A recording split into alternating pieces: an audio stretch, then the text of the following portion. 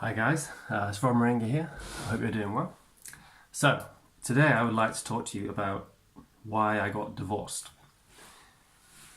Don't worry, it won't be too gloomy and macabre. So I've been doing some research recently about how to make good YouTube videos. And one of the things I always say is that the video should be very succinct and people know if they're going to watch it within the first 5 or 10 seconds of tuning in. And the people that give advice on it, obviously they know a lot what they're talking about and they've got a huge fan base and stuff. But these two people in particular recommend not sitting like I'm sitting, for example. I'm going for we're sat opposite each other across the table kind of look, or Skype kind of look. They're like, oh, you have to be sat like this. So, or even more so people can see your entire upper half and gesticulate and nod and smile to the point where it looks completely fake, I think, when they do it. Anyway, a little rant about YouTube video advice aside. So, divorce. Divorce is a very powerful word. It literally means split, cut in half, an ending. The saddest words I ever heard were words of parting, as the old song goes. Remember me, that song. So as soon as you say it, there's that emotional impact. It's like, I'm not saying it's equivalent to, but it's like words like death or hate or panic or scandal or fear. They come with this whole imagery surrounding them of catastrophic things, and the same in reverse, like love and unity and hope that come with other things, which is why headline writers are so good. If you write songs or poetry or make videos and you want to get some advice on how to write a good title, I completely taste this one, but study what headline writers do, because it sears into your brain the horrible way they put things, and you can take that and maybe use it for good. So yes, divorce is one of those words. And I remember before I got divorced, and even sometimes now, if you met someone who said they were divorced, or they were talking about someone who's divorced, you'd think, well, that person was a failure, and that person's screwed, and that person failed at the ultimate cultural, romantic, spiritual attainment of marriage, which we're spoon-fed, and rightfully so maybe, sometimes, in Hollywood and the rest of it. And there's a long history of scandal. In England, at least 60, 70 years ago, it was absolute scandal and reputational ruin to get divorced or have a baby outside of wedlock, and a huge number of people were put up for adoption when they were very young for this reason, because they'd been conceived outside of wedlock or after a divorce or during an affair. Things are much more Jeremy Kyle now, Jeremy Kyle, the master of it's not black and white and subtlety. So another reason I think is it's notoriously bad for everyone involved, especially kids. Thankfully, I didn't have kids when I got divorced. That would have made it so much more worse in every way and dragged the process out so much longer. And it is a long process. Still get letters now, like a year after the fact, over a year, saying, okay, they could have written in this sort of nonsensical legal language, the decree will be fully initiated when both parties have not sworn to not blah blah blah blah blah blah. I'm still getting letters like that saying, as long as if nothing changed in 6 weeks, it goes ahead. If nothing changes in 3 weeks, it goes ahead. If nothing changes in 6 weeks, it's very strange. So that's a bit of the context of divorce. Why I got divorced. I kind of made the mistake of embarking on a long-term relationship with someone who I was much more mentally attracted to than physically attracted to. They do say friendship makes a good marriage, not attraction, but I beg to differ, because if you soon start seeing intimate relations with someone as a bit of a chore, resentment's going to build up, and so is sexual frustration, and so is the likelihood of infidelity, or the can we have an open relationship discussion. So yes, that's one thing I would say. Don't bother unless you think you're not going to get bored having sex with them. Superficial as that sounds, but that's the reality of the situation, as I'm sure everyone knows deep down, whether they say it or not. So I was sort of ambivalent about getting married, but my ex really wanted to. Her parents wanted us to. They were very, very Catholic, Lithuanian Catholics. She wasn't Catholic, thankfully, and my parents quite wanted us to. And I was like, what can go wrong?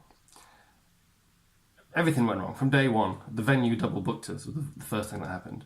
Like hundreds of pounds in dispute, literally on the first day of planning, and there'd be a year of planning. And yes, things to do with colour schemes and flowers and decorations and food, and the fact someone, I don't want to be unsporting to give away too much, but someone involved was deeply, deeply upset it wasn't going to be the type of wedding they'd envisioned, and for months was throwing tantrums and guilt tripping, and was actually in and out of hospital for a while. And this person's relatives, who are also our relatives, were ringing up saying, look what you're doing, you're killing him with the stress of this circus wedding, as someone put it, heathen wedding, non-Catholic wedding. That was fun. And then a similar conversation when they found out I was going to be vegetarian, but we actually caved on that because it wasn't worth the months of hassle and arguing and hospital guilt trips. So yes, some tables had beef in the end. Should have made it a Hindu wedding, and it would have been religious and non-beef. Anyway, yes, and so I was getting doubts. And then about this time, the derealization, depersonalization symptoms kicked in with a vengeance. And so, hard to describe if you haven't experienced it. If you have experienced it, you know how derailing that is, and it in every way, corrosive and derailing in every way. And that really did not help. And that and a few other reasons made me have a big mind change. But by then, things had been paid for, flights had been booked, all this stuff. And I'd read up about it, saying men in particular do get cold feet, and how could you not really? But it can pass, so write it out. So this is what I did. I didn't pull a plug on anything, although people around me could sense that I wasn't exactly gleeful about the whole thing. And I was kind of hiding the derealization stuff and how bad that was. So maybe it would have been best to call it off then, but hindsight is a wonderful thing, isn't it? So I actually have a song, which is available for free everywhere, Spotify, SoundCloud, best places probably, called Divorce Me. So links to that below, which sum up the situation quite well in 2 minutes. So yes, as you can probably tell, we got married, and after about 6 or 7 months, I realised that I was miserable for other reasons, but that this relationship with this person who was so sweet and lovely, but got to the point where it was making me more miserable. And after a while, I said so, and we broke up for the second time in 6 years after living together and stuff, and it was all just painful and messy, and no one was pleased about it at all, or even that understanding. Some friends were, but yes, that didn't go very well. And the strongest emotion I took away from it was because, compared to depersonalization, derealization, nothing else is that bad. Like, I'm sorry, I hate to sound trivial or to trivialize any condition you've got, say anxiety or depression, or you're going through a divorce or something, but, one person said in a depersonalization video they would rather be punched in the face every morning very hard than have the symptoms, and I concur. So getting divorced, compared to that, isn't that big of a deal. Someone dying isn't as bad as you having chronic depersonalization. Living with a dead body, which I did for a long time, and the smell of it isn't as bad as depersonalization. Depression is not as bad. Anxiety is not as bad. Sorry, I don't want to dig my feet in and have a moan, but just putting it out there to try and reassure people who do have it. and to maybe educate, but probably in the wrong way, people who don't have it.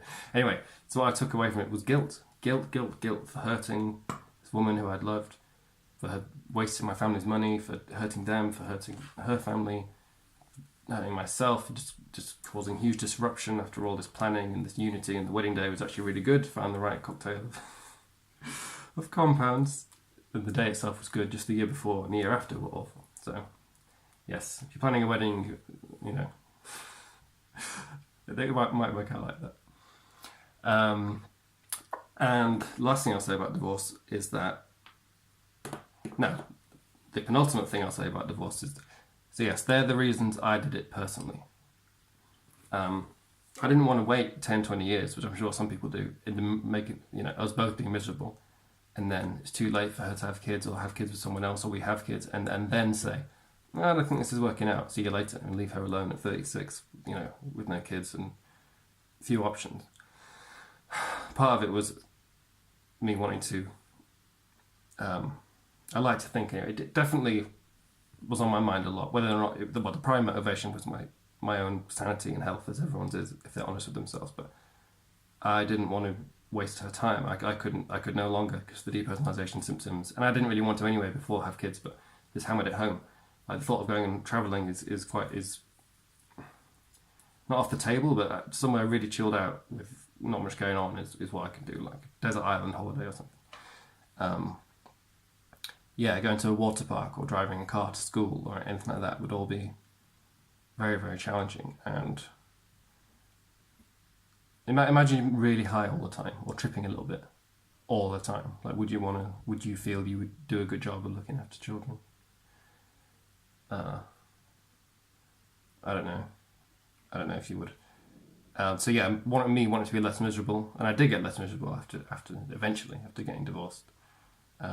And she's with someone else now, thank God, and they seem happy, and I'm really pleased. I genuinely am really pleased about that, because it makes me feel less guilty now that she's not alone in sorrow so much.